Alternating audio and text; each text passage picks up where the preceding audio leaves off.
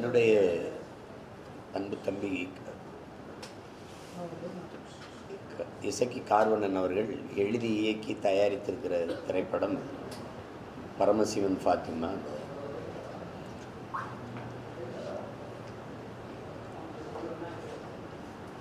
இன்னைக்கு நமக்குள்ளே இருக்கிற அந்த மதங்கள் அந்த உணர்வுங்கிறது மானுடத்தை எப்படி பிளந்து பிரித்து போடுதுங்கிறதுக்கு எத்தனையோ படங்கள் வந்திருக்குது. அந்த வரிசையில் இந்த படம் அதே கருத்தை இன்னும் ஒரு படி மேலே போய் அழுத்தமாக சொல்லுது. தெரியும், உலகெங்குமே இருக்கிற மானுட சமூகங்களை பிரித்து பிரித்து பிளந்து போடுறதுல பெரிய காரணிகளாக இருப்பது, பெரிய சக்திகளாக இருக்கிறது சாதி மத உணர்ச்சி தான். குறிப்பாக எங்களுக்குள்ள தமிழர்கள் தன்னின பகையால் தாழ்ந்து வீழ்ந்து போனோங்கிறது தான் வரலாற்று உண்மை. அதில் அது ஐயா காப்பா அரவாணன் எழுதும்போது தமிழ் பேரினம் வீழ்ந்ததுக்கு பெரிய காரணங்களாக போர்க்குணமின்மை, தன்னிடத்தில் இருப்பதை விட பிறரிடத்தில் இருப்பது உயர்ந்தது என்கிற இழி சிந்தனை, அளவுக்கு அதிகமான திரைக்கவர்ச்சி, தன்னின பகை, இதையெல்லாம் பட்டியலிடுறார். இந்த தன்னின பகையே தமிழன் பெருமைக்குரியவன், தமிழ் பெருங்குடியில் பிறந்ததுனாலேயே தமிழன் பெருமைக்குரியவன்கிறார் புரட்சிப்பாளர். அதை உணராமல் நமக்குள்ளேயே உயர்ந்தவன் தாழ்ந்தவன் என்கிற பாகுபாடு பாராட்டி ஒருவருக்கொருவர் தாழ்த்தி வீழ்த்தி எவரையும் உயர விடாமல், சமூகத்தை மேம்பட விடாமல் கீழே இழுக்கிற ஒரு பெரிய சதியாக இந்த சாதி மத சகதி இருக்குது. இப்போ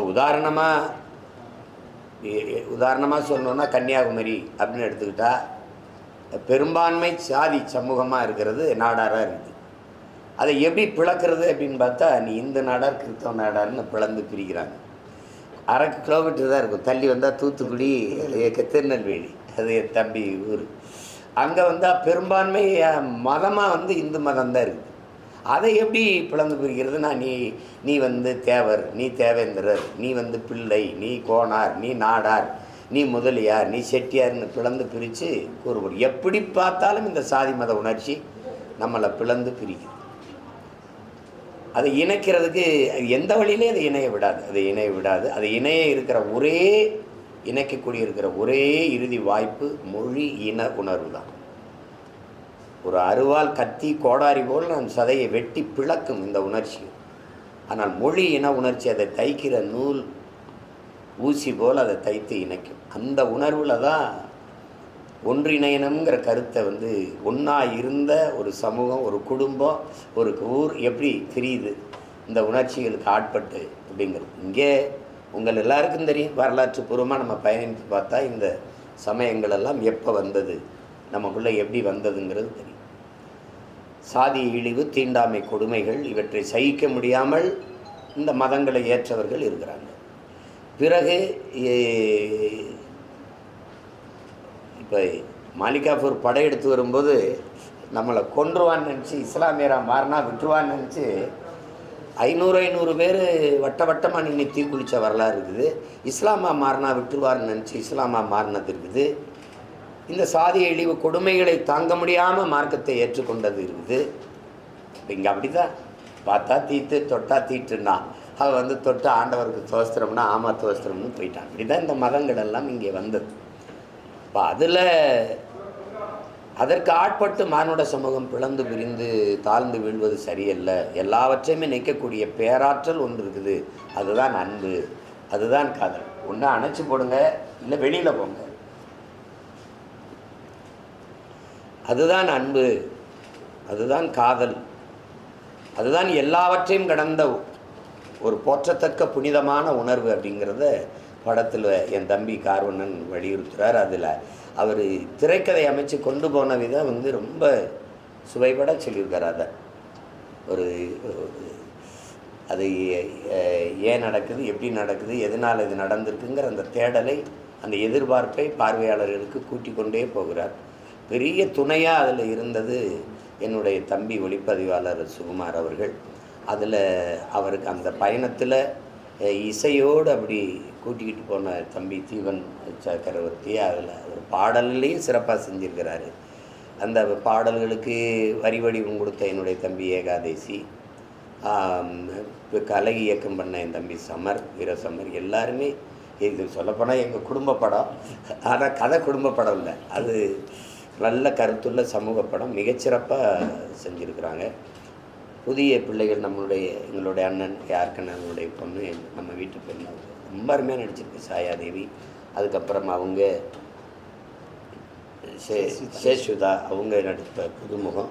அப்புறம் இன்னொரு என் தம்பி குல் சுரேஷ், அந்த காதல் சுகுமார் விஆர், அவர் பேரும் விமல். விஆர் என் தம்பி விமல் நடிச்சிருக்கிறாரு. அவர் உங்களுக்கு தெரியும், விமல் நல்ல கதைகளை தேர்வு பண்ணி தான் நடிப்பார் அவர். அதுபோல் இந்த படத்துலேயும் அவருக்கு ஒரு நல்ல பேர் கிடைக்கும். எல்லாருமே சுகுமார் ஒளிப்பதிவாக மட்டும் இல்லாமல் இந்த படத்தில் பெரிய கதாபாத்திரம் எடுத்து நடிச்சிருக்கிறார். அதில் எல்லா படங்களையும் போல தன்னுடைய சிறந்த நடிப்பாற்றலை வெளிப்படுத்தக்கூடிய என்னுடைய அண்ணன் MS பாஸ்கர் அவர்கள் இதில் மிகச்சிறந்த ஒரு பெரிய கதாபாத்திரத்தை ஏற்று, என்னுடைய அண்ணன் மனோஜ்குமார், அம்மா ஆதிரா அவர்கள் எல்லாருமே ரொம்ப சண்டை காட்சிகள் அதெல்லாம் நடன இயக்குனர் வந்து ரொம்ப சிறப்பாக பண்ணியிருக்கிறாங்க. இந்த நடன இதில் காடுகளை படமாக்கிய விதம், அதில் கருவியை கொண்டுகிட்டு நகர்ந்த விதம் வந்து தம்பி சுகுமார் வந்து ரொம்ப சிறப்பாக செஞ்சிருக்கிறார். ஒரு நல்ல படம், நல்ல படத்தை அழகாக ஒரு கருத்தை வந்து வழியை திணித்து பாடம் நடத்தாமல் போகிற போக்கில் அதை அழகாக என் தம்பி கார்வண்ணன் திரைக்கதை உரையாடல் எழுதி இயக்கியிருக்கிறார். இந்த படம் பெரிய வெற்றி அடைய நான் வாழ்த்துறேன். அதில் பங்கேற்று படத்தொகுப்பாளர் எல்லாருக்கும் என்னுடைய அன்பும் வாழ்த்துக்களும். இந்த படத்தை இப்படி ஒரு கதையை எடுத்து தயாரித்து அதில் கார்வண்ணன் தம்பியே நடிச்சிருக்கிறார், காவல்துறை அதிகாரி. அவர் தான் விசாரிக்கிறார். அவரோட நடித்த தம்பி சுகுமார், பாலா எல்லோரும் நல்லா செஞ்சுருக்காங்க, சிறப்பாக செஞ்சுருக்காங்க. ஆமாம், அப்போ நடிச்சிருக்கிற என்னுடைய பங்காளி அலெக்ஸ், திண்டுக்கல் அலெக்ஸ், என் அன்பு தம்பி அருள்தாஸ், எல்லாருக்குமே நல்ல கதாபாத்திரம், நல்ல பங்களிப்பு, ஒரு நிறைவான படைப்பு. அதில் இப்போ நாம் வழிபடுகிற குல தெய்வங்களில் இன முன்னோர் குல முன்னோர் இருக்குது. எங்கள் இன முன்னோரில் முருகன், சிவன், மாயோன், வேந்தன், அதை இந்திரன் சொல்கிறோம், வேந்தன், கொற்றவை, வருணன், இதெல்லாம் வந்துடுது. குல முன்னோரில் அவரவருக்கு, எனக்கு வீரமாகாளி, உனக்கு எசக்கி சாஸ்தா, ஐயனார் சாஸ்தா, அப்படி ஒவ்வொருத்தருக்கும் ஒவ்வொரு குலதெய்வங்களுக்கு எங்கள் குல முன்னோர் அப்படி அது இப்படி உருவாகுதுங்கிறத படத்தினுடைய இறுதியில் அழகாக சொல்கிறார். வழிபடுகிற நம் தெய்வங்கள் எப்படி வந்தது அப்படின்னு. தமிழர்கள் இயற்கை வழிபாட்டு மரபினர், மூத்தோரை தெய்வமாக ஏற்றவர்கள். அதை இந்த படம் வலியுறுத்துது. அதனால தான் வையத்துள் வாழ்வாங்கு வாழ்பவன் வானுரையும் தெய்வத்தில் வைக்கப்படும் என்று எங்களுடைய மறை போதிக்குது. ஆகச் சிறப்பான வாழ்க்கை வாழ்ந்தவன் வழிபடக்கூடிய தெய்வமாக மாறியிருக்கா. ஒரு மனிதன் சிறந்த மனிதன்னா நல்ல மனிதர் என்று சொல்கிறோம். அதையும் விட சிறப்பாக சொல்கிறோம், ரொம்ப ரொம்ப நல்ல மனிதர் என்று சொல்கிறோம். அதையும் விட சொல்கிறதுக்கு வார்த்தை இல்லை, ஆகச் சிறந்த மனிதர் என்று சொல்கிறோம். அதுக்கு மேலே சொல்ல வார்த்தை இல்லாத போது அவர் தெய்வமப்பா என்று கும்பிட்டுறோம். இப்படி தான் எங்கள் தெய்வங்கள் உருவாச்சு.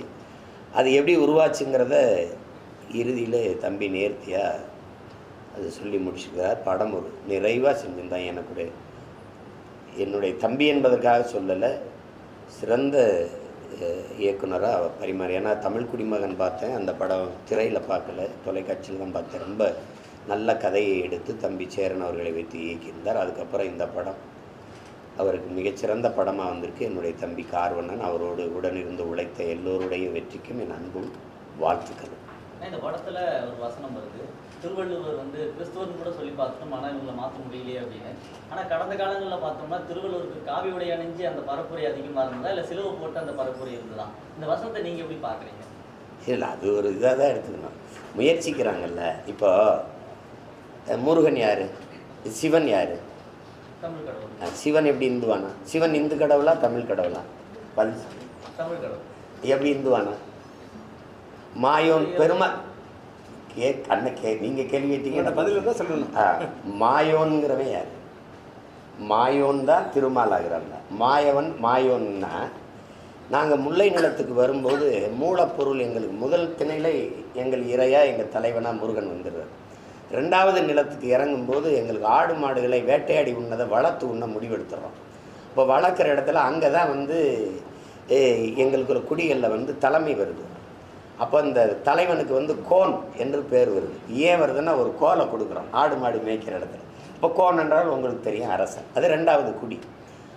அப்போ அங்கேயே நாங்கள் 1-2 கண்டுபிடிச்சிடுறோம் ஆடு மாடுகளை என்றது.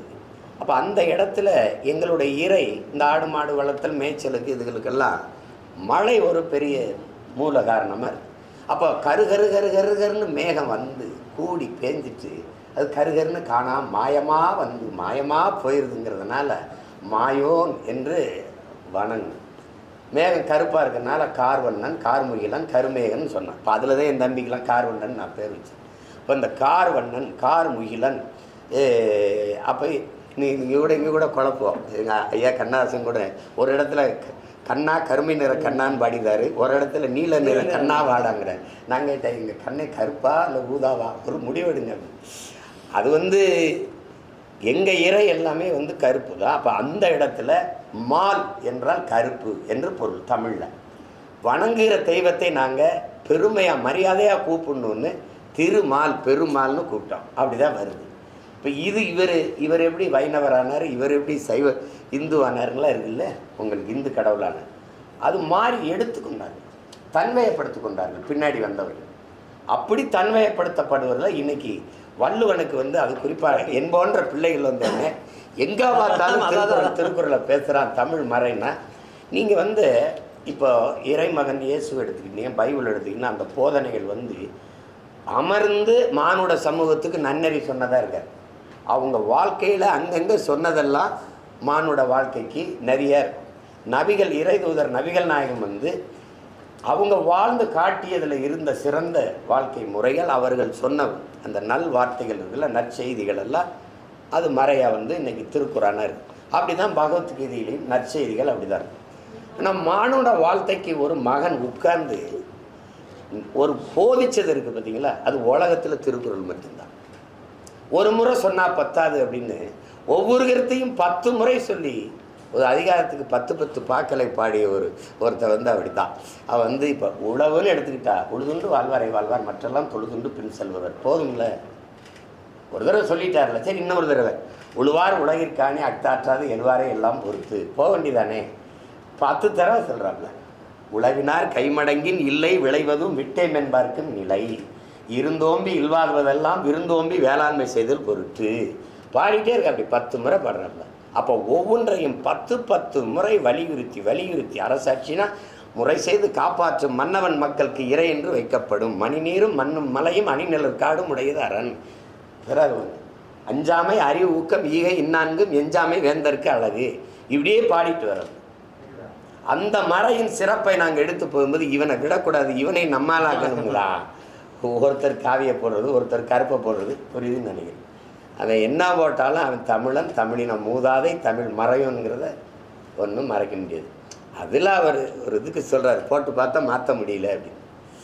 ஆனால் பல இடங்களில் வந்து கிறிஸ்தவ மதத்தை வந்து இந்த படம் வந்து விமர்சனம் பண்ணுறது, இழிவுபடுத்துன்னு சொல்லி சில கிறிஸ்தவ அமைப்புகள் வந்து எதிர்ப்பு தெரிவித்தாங்க.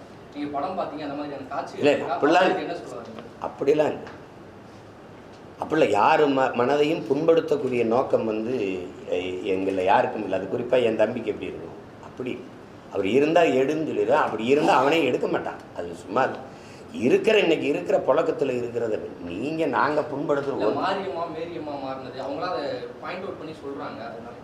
அதெல்லாம் ஒன்றும் இல்லையா, அதெல்லாம் இப்போ அது படி மாறி இருக்குது இல்லை. மாரிக்கும் மேரிக்கு என்ன வித்தியாசம் இல்லைங்க. கிறிஸ்தவத்துலேயும் ஃபாத்திமா இருக்குது, இஸ்லாத்துலேயும் ஃபாத்திமா இருக்குது. அங்கே உங்களுக்கு புரியுதுன்னு நினைக்கிறேன். இங்கே இப்ராஹிம், இங்கே ஆப்ரஹாம், உங்களுக்கு விளங்குதுன்னு நினைக்கிறேன். ஒரே தாய் வீகத்தில் வந்து பிறந்தர்களா அப்போ இல்லையா.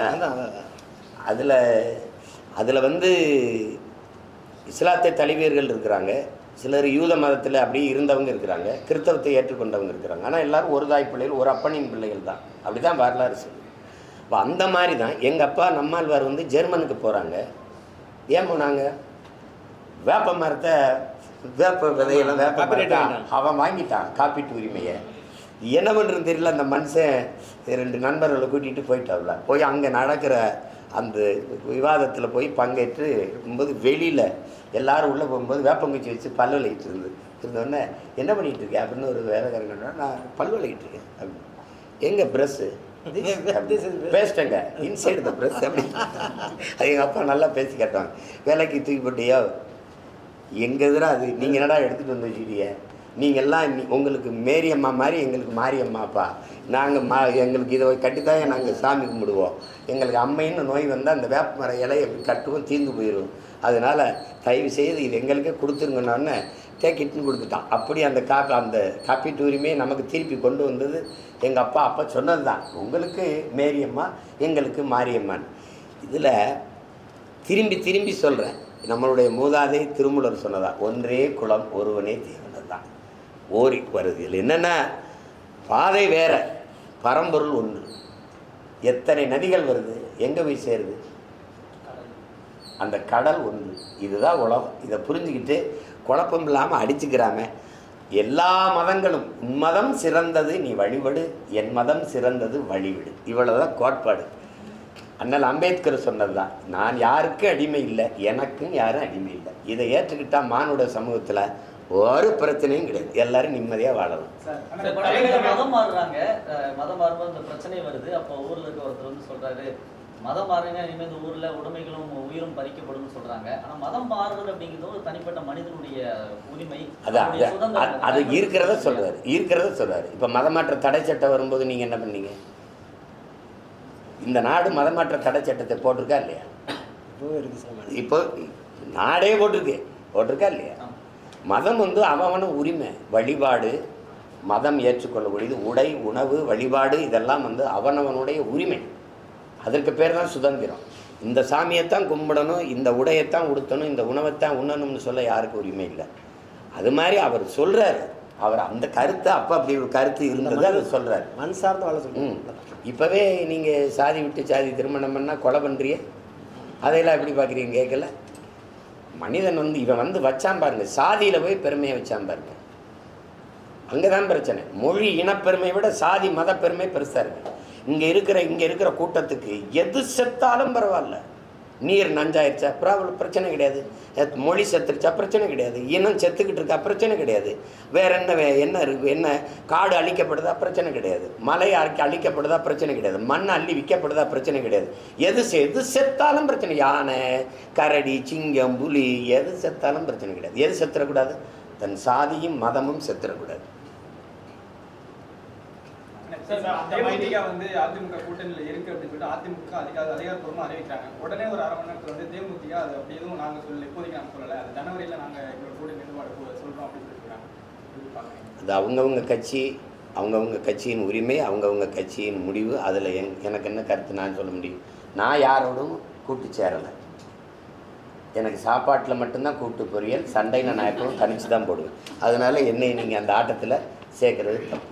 அது அவங்களுக்கு தலைநகர் டெல்லியில சார் இப்போ 4 தலைமுறைகளாக இருந்த தமிழர்கள் மதராஸ் முகாமில் இருந்து வீடுகள் இடித்து அகற்றப்படுறாங்க. ஆளும் பாஜக அரசு அதை செஞ்சுட்டு இருக்கு. அது எப்படி பார்க்குறீங்க? நாங்கள் டெல்லியில் இருக்கிற எங்கள் தம்பிகள் போய் போராடினாங்க, பேசுனாங்க. நான் கூட தொடர்ச்சியாக பணியில் இருந்துட்டேன். இல்லைன்னா நான் போய் அங்கே ஏற்கனவே பல போராட்டங்களை செய்யலாம். இதை 40 நாடாளுமன்ற உறுப்பினர்களை வைத்திருக்கிற இன்றைக்கு தமிழ்நாட்டை ஆண்டுகிட்டு இருக்கிற கட்சிகிட்ட நீங்கள் கேட்கணும், இதுக்கு காங்கிரஸின் நிலைப்பாடு என்ன? மாநில முதல்வர் என்ன சொல்லியிருக்காருன்னா, இப்போ காலையில வீடுகள் இடித்து அகற்றப்பட்டிருக்கு. அது ரொம்ப நாளாக இருக்குது அந்த பிரச்சனை. இந்த சிக்கல் வந்து இன்னைக்கு இல்லை, 2-3 மாதமாக நடந்துக்கிட்டு இருக்கு. ஹரியானாவில் இதே மாதிரி 5000 கணக்கான குடும்பங்கள் விரட்டப்பட்டிருக்கு. ஆனால் இங்கே 1.5 கோடி வட இந்தியன் வந்து குடியேறி அவன் இங்கே வந்து எல்லா நிறுவனங்களையும் வேலை செய்யவும், கட்டுமான பணிக்கும், நாற்று நடவும், கருதருக்கும் வந்து இங்கே 1.5 கோடி பேர் குடியேறி அவன் குடும்ப அட்டை எடுத்து அவன் இந்த பங்கீட்டுக்கு அட்டை அதை ஒரே நாடு ஒரே ரேஷன் கார்டில் அவங்களுக்காக கொண்டு வரப்பட்டது தான். வாக்காளர் அடையாள அட்டை எடுத்து வாக்கு செலுத்த வந்துட்டான். இப்போ எங்களுக்கு இருக்கிற பயம் 1.5 கோடி இன்னும் 1 கோடி வந்துட்டான்னா இந்த நாட்டின் அரசியலையும் அதிகாரத்தையும் அவன் தீர்மானிச்சிருவான். அப்புறம் கதை முடிஞ்சிடும். ஈழத்தில் அடித்து வரட்டும் போது அகதியாக நிற்கவாது எனக்கு இங்கே ஒரு 1/2 கிரவுண்ட் இடம் இருந்துச்சு. இங்கே அடித்து வரட்டினானா எங்கேயும் போக முடியாது. இப்போ டெல்லியில் இடிக்கிறான், நாளைக்கு ஒவ்வொரு இடமா இடிப்பான். இதுக்கு முன்னாடி ஹரியானாவில் அடித்தான், அதுக்கு முன்னாடி மும்பையில் மகாராஷ்டிராவில் உங்களுக்கு தெரியும் அடித்து தாராவியில் அடித்து வரட்டினா. இப்போ தண்ணி கொஞ்சம் கொஞ்சமாக நடக்கும். இங்கே வந்தவன் எங்களை திருப்பூரில் அடிக்கிறான், 9 வீடு அடிக்கிறான். இப்போ வாடகைக்கு குடியிருந்த ஒரு பீகாரிய ஒரு இளைஞர்கள் சத்தம் போட்டு பேசியிருக்காங்க. இந்த வீட்டு உரிமையாளர் சத்தமாக பேசாதீங்கன்னு சொன்னது கொண்டுட்டான். எப்படி இருக்கு? சத்தமாக பேசாதீங்கன்னு சொன்ன உரிமையாளரே கொல்லப்படுறாருன்னா எதிர்காலம் எங்கே போய் நிற்கும்னு பாருங்கள். இந்த அதிகாரங்கள் அவர்கள் மேலே நடவடிக்கை எடுக்காது. அது இதை நீங்கள் தான் எனக்கு சொல்லக்கூடாது. நான் இதெல்லாம் சொன்னால் நீங்கள் என்னை இனவெறியன் மொழிவெறியன் இதெல்லாம் சொல்லுவீங்க. இது நீங்கள் தான் சொல்லணும். இதுக்கு என்ன தீர்வு? சார், திமுக பொதுக்குழுவில் 27 தீர்மானம் நிறைவேற்றிருக்காங்க. அதில் ஜூன் 3ஆம் தேதி கருணாநிதி அவர்கள் பிறந்தநாள செம்மொழி நாளாக கொண்டாட தீர்மானம் நிறைவேற்றிருக்காங்க. கருணாநிதி அவர்களுக்கும் செம்மொழிக்கு என்ன சம்பந்தம் இருக்கு? ஐயா கருணாநிதிக்கும் செம்மொழிக்கு என்ன சம்பந்தம் இருக்குது? நீங்கள் கொண்டாடினா நான் முதலமைச்சர் ஆகிட்டேன், மறுபடியும் கொண்டாடுவீங்களா? திண்டாடுவீங்களா? இதெல்லாம் சேர்த்ததானே. என் மொழி செம்மொழியாக இருந்ததா நீங்கள் செம்மொழியாக ஆக்குனீங்களா? யார்கிட்ட பதில் இருக்கு? தமிழ் செம்மொழியாக நீங்கள் ஆக்குனதுனால செம்மொழியா? இந்தியாவை நீங்கள் ஆளும்போது காங்கிரஸ் கூட்டணி இருக்கும்போது செம்மொழின்னு சொல்ல சொன்னதுனால, அதை அறிவித்ததுனால என் மொழி செம்மொழியாச்சா? தமிழறிஞன்னு சொல்ல வேண்டியதில்லை. உலகத்தில் இருக்கிற எல்லா மொழிவழி தேசியனங்களின் மொழி ஆய்வறிஞன் எல்லாரும் சொல்கிறான், உலகத்திலே ஒரு மொழி எந்த மொழியின் துணையுமின்றி தனித்து இயங்கக்கூடிய உயர் தனி செம்மொழி உண்டென்றால் அது தமிழ்ங்கிறான். நீங்கள் யார் எனக்கு என் மொழிக்கு அங்கீகாரம் பெற்று தரதுக்கு? எத்தனாயிரம் ஆண்டுனே தெரியாது என் மொழியின் தொடக்கம். 50,000ங்கிறாரு தேவனையப்பாவானர், 80,000 ஆகுங்கிறாரு உங்கள் கால்டுதல். ஆதியில் மனிதன் காடுகளில் இருந்து நகரத் தொடங்கிய போது, இடம்பெறத் தொடங்கிய போது பேசிய மொழியில் இருந்த ஒளி வடிவமும் எழுத்து வடிவமும் இன்றும் தமிழில் காண கிடக்கிறதுன்னு கால்டுவல் எழுதுறாரு. இப்போ 80,000 50,000 நான் எப்பன்னு தெரியாது.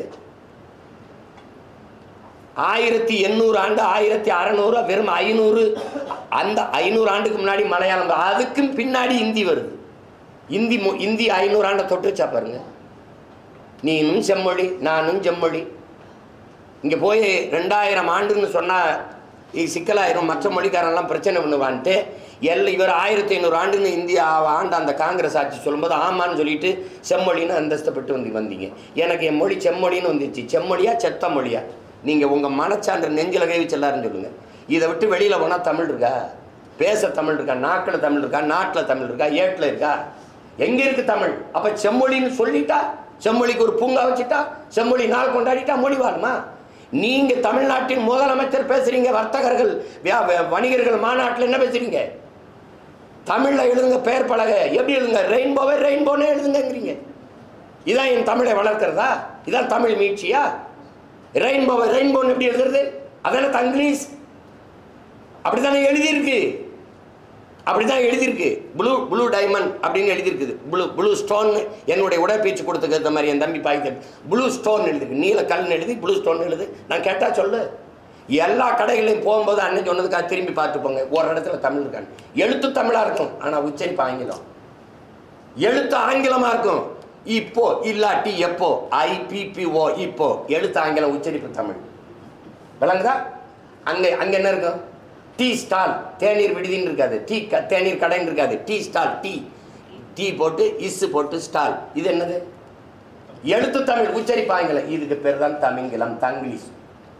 இமயவரை பரவி இருந்த ஒரு இனக்கூட்டத்தை, தெற்காசிய முழுமைக்கும் பரவி இருந்த ஒரு இனக்கூட்டத்தை மொழியை சிதைச்சு அழித்து காலடியில் குறுகி வீழ வச்சு தமிழ்நாடுன்னு பேரை வச்சு என்னை ஏமாற்றி, எப்படி அவன் சொல்கிறான்ல, முதல்ல வெள்ளைக்காரன் வந்தான் எங்கள் நாட்டுக்கு, எங்கள் கையில் பைபிளை கொடுத்தான், எங்ககிட்ட ஆடு இருந்துச்சு, மாடு இருந்துச்சு, நிலம் இருந்துச்சு, வீடு இருந்துச்சு. அவன் வெள்ளைக்காரன் வந்தான், பைபிள் எங்கே கொடுத்தான், பைபிள் எங்கள் கையில் இருந்துச்சு, ஆடு மாடு நிலம் எல்லாம் அவங்க கைக்கு போயிடுச்சுங்கிற மாதிரி நீ இந்த தமிழ்நாடுன்னு பேரை வச்சு எங்களை மயங்க வச்சு மொத்தமாக முடிச்சிட்ட. எங்கே இருக்குது தமிழ்? செம்மொழின்னு அவருக்கு பேரை வச்சா சொல்லுங்க. அந்த மாதிரி நீங்கள் ஆடியோ லான்ச்சுக்கு இது பண்ணுறீங்க, வேலைக்கு வரீங்க. ஓய்வு என்பது எங்களுக்கே வியப்பாக இருக்குது. ஓய்வை பற்றி நீங்கள் சொல்லுங்கள். என்னை உருவாக்கின என் தலைவன் என் கற்பித்தது ஓடிக்கொண்டே இருக்கணும். ஓடிக்கொண்டே இருக்கணும். உறக்கத்துக்கு முதன்மைத்துவம் கொடுக்கக்கூடாது. நாம் அடிமை, உரிமை பெறுவர ஓடுங்க ஓடுங்க. ஒரு நாள் உறங்கலாம், ஒரு நாள் உறங்கலாம், நிம்மதியாக உறங்கலாம். யாரும் நம்மை எழுப்பவே மாட்டார்கள் மரணத்திற்கு பிறகுன்னு. இன்னும் என் காதுகளை கேட்டுக்கிட்டு இருக்கு, ஓடிக்கிட்டு இருக்கேன். இப்போ அரசியலில் பொதுவாகவே சோம்பலும் ஓய்வும் தற்கொலைக்கு சமம்ங்கிறான். உலகத்தில் சாதித்த எல்லா சாதனையாளனும் மிக குறைந்த அளவு உறங்கினம் தான். உங்களுக்கு புரியுதுன்னு நினைக்கிறேன். அதனால் என்னை வளர்த்த இந்த ஆட்கள் எல்லாம் சித்தர்கள், யோகிகள், எனக்கு சொல்லிக் கொடுக்குறாங்கல்ல இந்த சித்த மருத்துவர்கள்லாம், உன் பாட்டு போட, அவனுக்கு உடம்புக்கு ஓய்வு தேவைன்னு அதை எடுத்துக்கிறோம். விஜய் சார் காமராஜர்னு ஒரு ஆசிரியர் மேடையில் ஏறி இறங்கி பேசினாங்க. இன்றைய காமராஜர் விஜய் ஐயா தான். இதை பற்றி என்ன நினைக்கிறேன்? இதை இந்த மாதிரி இதெல்லாம் கேட்க நேரிட்டு தான் எங்கள் தாத்தா ரொம்ப நாளைக்கு முன்னாடியே செத்து போயிட்டு. அதை நம்ம இதுக்கு மேலே பேசுறதுக்கு ஒன்றும் இல்லை. அது காமராஜருங்கிறவர் யாருன்னு அந்த சொன்னார்ல, அவருக்கும் காமராஜர் யாருன்னு தெரியாது. ஆசிரியர் அதான் ஆசிரியருக்கு தெரியல. அவர் என்ன படித்தாரோ காமராஜரை படிக்கல, அது தெரியுதில்ல. காமராஜர் 50 படம் நடித்து முதலமைச்சராக வரல, அரசியலுக்கு வரல. அது அடிப்படையில் எதையாவது பேசி வைக்கிறது. ஆசிரியர் பேசினா இப்போ முதல்வர் ஐயா ஐயா கருணாநிதி பிறந்த நாளை செம்மொழி நாள்னு சொன்னால் கட்சிக்காரன் ஏற்பான். தமிழ் மக்கள் இந்த இன உணர்வு மாணவன் கொண்ட தமிழன் ஏற்பானா? செம்மொழி நாள்னா அது சொல்கிறதுக்கு இங்கே எத்தனை இருக்குது, எவ்வளோ பெரிய இருக்கான். இலக்கியம் தமிழ் இலக்கியம் செத்து போன போது பெருமழையாக பெஞ்சு உயிர் பிச்சை பெரும்பாவளன் இருக்கான். எங்களுடைய பாட்டன் பாரதி இருக்கான், புரட்சி பாவலன் இருக்கான், மொழிக்காக கியாப்பை விஸ்வநாதன் இருக்கார், அண்ணல் தங்க இருக்கா, மறைமலையடிகள் எங்கள் மொழிக்காக போராடி உயிர் நீத்த செம்மொழி நாள்னு முதலாக ஒருத்தன் உயிர் நீத்தான் பாரு. என் பாட்டன் நடேசன், தாளமுத்து நடேசன் போட்டிருக்குல்ல, உங்களுக்கு தெரியுமில்ல. மொழிக்காக முதல் உயிர் நீத்த அந்த நடேசனார். அவர் நடராஜன், தாளமுத்து நடராஜன். அந்த நடராஜன் என்னைக்கு இறந்தானோ அந்த நாளை தான் செம்மொழி நாளாக வைக்கணும். அதான் நடக்கும். இப்போ ஆசைக்கு அறிவிச்சு பார்த்துட்டு போக வேண்டியதுதான். வேற டேரக்டர் பேசுறீங்க, கேளுங்க. படத்துல பல இடங்கள்ல மத மாற்றம் சொல்லி பல விமர்சனம் பண்ணீங்க. கடைசியில குலதெய்வ வழிபாடுன்னு சொல்லி ஒரு ஜஸ்டிபிகேஷன் கொடுக்குற மாதிரி இருக்குது. மண் சார்ந்து வளர்த்தணும். அவர் இது கற்பனையில் இல்லை. இப்படி இருந்து கடைசியாக அந்த குலதெய்வ வழிபாடுகள் எப்படி வருது அப்படிங்கிறத சொல்கிறார். இப்போ என்னுடைய குலதெய்வம் எங்களுடைய பாட்டி காளி, வீரமாகாளின்னு வச்சுக்கோங்க. இப்போ என்னோட கொல்லங்குடி காளின்னு எப்படி குலதெய்வம் வருதுன்னா, எங்களுடைய வீர பெரும்பாட்டியார் வேலுநாச்சியார் எங்கள் பாட்டனார் முத்துவடுக தேவரை இவன் வெள்ளைக்காரன் கொண்டு போகிறான்.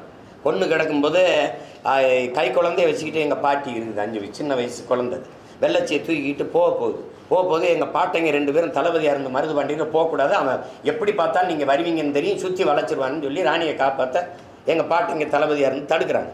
ஆனாலும் அது மாறுபடம் போட்டு எங்கள் பாட்டி குழந்தைய இடுப்பில் தூக்கிட்டு கிளம்புது. போகும்போது வந்தது வேலுநாச்சியார்னு தெரிஞ்சிருது. அவனுக்கு தெரியாமல் எப்படி இருப்பான். அவன் சுற்றி வளைக்கும் போது குதிரையில் ஏறி தப்பிச்சு காட்டுக்குள்ளே ஓடுது எங்கள் பாட்டி. ஓடும்போது அங்கே ஆடு மேய்ச்சிக்கிட்டு ஒருத்தி நிற்கிறான். அந்த பொம்பளை உடையான்னு ஒரு பெண். அவள் இவன் இந்த குதிரையில் வந்தவன் கேட்குறான், இந்த பக்கம் வேலுநாச்சியார் வந்தாங்களா அப்படின்னு. இங்கே இந்த பக்கம் வந்தாங்களா? ஆமாம். அப்படி எந்த பக்கம் போனாங்கன்னு கேட்குறான். சொல்ல முடியாதுன்னு சொல்லு.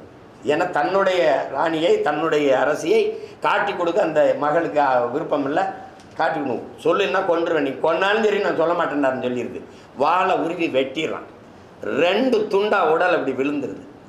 அப்போ என் சனம் ஓடியாருது, என் மக்கள் ஓடியாந்து நம்ம பாட்டியை, நம்ம அரசியை காட்டி கொடுக்காம உடல் 2 துண்டா விழுந்து இந்த உடையால் செத்துட்டாடா அப்படின்னோடனே இந்த ரத்தமாக கிடந்தவளை கும்பிடுது. தாயே அப்படின்னு. அன்னையிலேருந்து எங்கள் குலதெய்வமாயி வெட்டு உடையால் காலி ஆயிட்டான். புரியுதா உங்களுக்கு? அப்படிதான் குலதெய்வங்கள் உருவாகுது. அப்படி இந்த அநீதி அநியாயமாக இந்த மதத்தின் பேரால் பிரச்சனைகளை பண்ணி அழிவை ஏற்படுத்தின அவங்களை திருப்பி அழித்து ஊர் அமைதியை நிலைநாட்டிய அந்த பரமசிவனும் பாத்திமாவும் அந்த ஊர் தெய்வங்களாக வழிபடப்பட்டார்கள் அப்படிங்கிறத முடிக்கிறார். அதுதான் எந்த மதமா இருந்தாலும் குலதெய்வ வழிபாடு திரும்பணும் அப்படிங்கறது எல்லாருக்கும் குலதெய்வ வழிபாடு இருக்குல்ல, எல்லாருக்குமே குலதெய்வம் திரும்பணுங்கிறதுல. இப்போ நாங்கள் திரும்புறோங்கிறது நீங்கள் திரும்புங்க, திரும்பி பார்க்காம கூட போங்க, இருக்கிறத சொல்லலாம். இதை திரும்ப சொல்லிட்டார் சீமான். ஐயோ தாய் மதம் சொல்லிட்டாரு. நான் அவன் சொன்ன மாதிரி, தம்பி சொன்ன மாதிரி 1 கோடி வேலை, இவ்வளோண்டு மூளை 1 கோடி வேலை, இதையும் பிரச்சனையாக்கி எவ்வளோ தம்பி போற இடத்துல அழுது கேட்பாங்க. ஜாதி வந்து வேணும்னு கேக்குறாங்க. யாரு?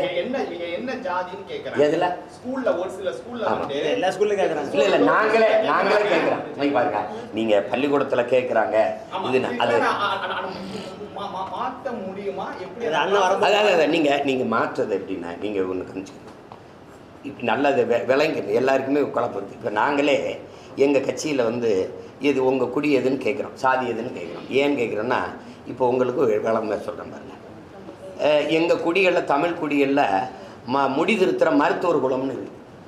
அவங்க முதல்ல உங்களுக்கு பறையர், இந்த பாணன், இந்த இந்த இந்த மருத்துவர், பண்டாரம்னா இங்கே இழி சொல்லா இருக்குது.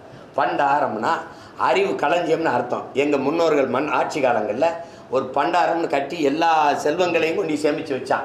அது மாதிரி பல கலை செல்வங்களை தனக்குள்ளே சேமித்து வச்சுருக்கவனுக்கு பேர் பண்டாரம். பிறந்தா இங்கே இழி சொல்லா இருக்குது. இவனுக்கெல்லாம் இந்த குளம் துணியை வெளுக்கிற அந்த வண்ணார்னு ஒரு குடி இருக்குது எங்களில். இந்த குடிகளுக்கெல்லாம் இந்த நிலத்தில் எந்த அங்கீகாரமும் இல்லை. சரி, ஒரு வண்ணாரில் ஒரு எம்எல்ஏ சொல்லு, ஒரு வார்டு கவுன்சிலர் சொல்லு, ஒரு பஞ்சாயத்து போர்டு பிரசிடென்ட் சொல்லு. வாய்ப்பு கொடுக்கல. கேட்கல, நாங்கள் கொடுத்துருக்கோம். ஏன்னா வீழ்ந்து விட்ட ஒரு தமிழ் குடி எழுதும்போது எல்லாரும் இந்த நீங்கள் வேரோட ஒரு செடியை பிடுங்கும்போது எந்த வேரும் அந்தராம தான் பிடுங்கணும், இல்லைன்னா அந்த செடி உயிர் படுக்காது. அப்போ வீழ்ந்து கிடக்கிற எங்கள் ஆதி குடிகளை தூக்கணும். அப்படித்தான் குறவர், இருளர் இதுக்கெல்லாம் நாங்கள் தேடி தேடி கொடுக்கும்போது இப்போ வண்ணாருக்கு நான் இடம் கொடுக்கணும் தேர்தலில். இவர் வண்ணாரா இல்லையான்னு தெரியாமல் எப்படி கொடுக்குறது? இப்போ மருத்துவர் குலத்தில் ஒரு தம்பிக்கோ தங்கைக்கோ நான் தேர்தலில் போட்டியிட வாய்ப்பு கொடுக்கணும், அவர் தெரியாமல் இப்படி கொடுக்குறது. இப்போ ஏன் தேவைப்படுது? இப்போ நான் ஒரு மருத்துவர் ஆகிட்டேன். மருத்துவர், நீங்கள் நோயாளி என்கிட்ட வர்றீங்க, என் முன்னாடி உட்காரும்போது என்ன செய்துன்னு கேட்காம இந்தாங்க மாத்திரை சாப்பிடுங்கன்னா நீங்கள் வீட்டில் போய் உயிரோடு இருப்பீங்களா, செத்து போவீங்களா? செத்து போவீங்க. அப்போ உங்களுக்கு என்ன செய்யுதுன்னு நான் கேட்கணும். எனக்கு வயிற்று வலி எவ்வளோ நாளாக வலிக்குது? 10 நாளாக வலிக்குது. என்ன சாப்பிட்டீங்க? விட்டு விட்டு வலிக்குதா இல்லை தொடர்ச்சியாக வலிக்குதா? அப்போ பாடுங்க, இங்கே தொடுறாரு, இங்கே வலிக்குதா? வலிக்கலை. இங்கே வலிக்குதா? வலிக்குது. இங்கே தொடும்பா வலிக்குது மருத்துவர். அப்போ சரி, அப்போ நீங்கள் என்ன சாப்பிட்டீங்க? இது சாப்பிட்டேன். நான் வந்து புரோட்டா சாப்பிட்டேன். அது போதும்ல. அப்போ ஒரு முடிவுக்கு வருவார். அப்போ இதை சாப்பிடுங்க, ஒரு 10 நாளைக்கு சாப்பிடுங்க, இதை குடிங்க, இதை குடிச்சிங்கன்னா சரியான்னு சொல்லுவார். இது தேக மருத்துவம். இப்போ நாங்கள் செய்ய நினைக்கிறது தேச மருத்துவம், சமூக மருத்துவம். அப்போ அந்த சமூக மருத்துவம் எல்லாருக்கும் எல்லாம் கிடைச்சா ஏற்றதார்வு குறைஞ்சி, போட்டி பொறாமை குறைஞ்சி, சமத்துவம் வந்துடும். சமதர்ம சமூகம் படைக்கணும்னா எல்லாருக்கும் எல்லாம் கிடைக்கணும். அப்படின்னா குடிகளை பார்க்கணும். இவன் ரொம்ப நாளாக கீழே கிடக்கிறான், இவனுக்கு தூக்குடா, இவனை மேலே தூக்கி விடுறான். விளங்குதா? இவன் ஓரளவு பரவாயில்ல. அதான் பிசி, எம்பிசி, எஸ்சி, எஸ்டி இப்படி வருதில்ல. இதுதான் இதில் வந்து நீங்கள் பிற்படுத்தப்பட்டோர், மிகவும் பிற்படுத்தப்பட்டோர், தாழ்த்தப்பட்டோர்லாம் வர்றது காரணம் அதுதான். இப்போ அதனால் அதை வந்து பள்ளிக்கூடத்தில் கேட்குறாங்க, சான்றிதழில் குறிக்கிறாங்கங்கிறத நீங்கள் ஏன்னா வகுப்பு வாரி பிரதிநிதித்துவம் அதை பங்கீடுன்றது புரியுதா உங்களுக்கு? அதுக்காக தான் அதை கேட்குறாங்க. அது ஒரு பெரிய குற்றமாக அது சான்றிதழோடு விட்டுட்டிங்கன்னா சண்டை இல்லை. அதை புரியுதா? அதை சபைக்கு எடுத்துக்கிட்டு வந்தீங்கன்னா சண்டை. அதனால் அதை போய் ஒரு குறையாக நினச்சிக்கிட்டு அதில் எப்படி சாதியை ஒழிக்க சொல்கிறாங்க, அப்படி சாதியை ஒழிக்க இருக்கிற கடைசி நோயை ஒழிக்கிறதுக்கு இருக்கிற ஒரு மருந்து இருக்குல்ல, அந்த மருந்து தான் இது. அதனால் ஒரு சமத்துவ சமூகம் படைக்க இருக்கிற கடைசி வாய்ப்பு அதே சாதி சனியன்தான். அதை வச்சு தான் அதை ஒழிக்கணும். அதுக்கு நீங்கள் அதை ஒரு தவறாக நினைக்காம விட்டுங்க. வேறு